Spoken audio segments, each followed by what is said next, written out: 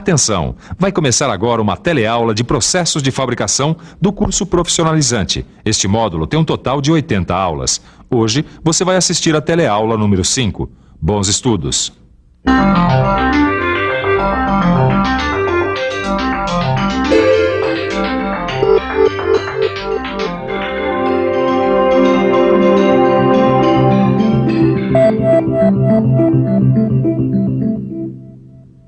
Oi, tá vendo essa peça aqui?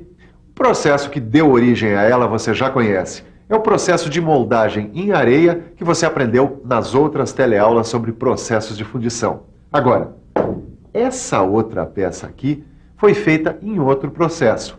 Você sabe qual é? Se não sabe, vai aprender agora, porque na nossa teleaula de hoje a gente vai aprender mais sobre processos de fundição. Você vai saber o que é um molde permanente. Vai ver como funciona a fundição sob pressão e vai conhecer as máquinas de fundição sob pressão.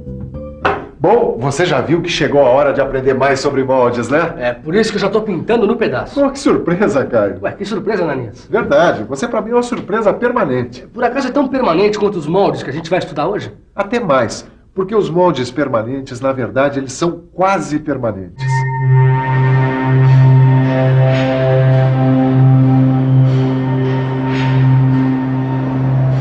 Pois é, nada é para sempre, nem mesmo um molde em aço. É claro que ele pode ser usado muitas vezes, ao contrário do molde em areia, que é usado apenas uma única vez. Por isso ele é enquadrado na categoria de moldes permanentes. Dê uma boa olhada e depois me diga se ele merece o nome de molde permanente. A fundição com molde permanente usa moldes metálicos.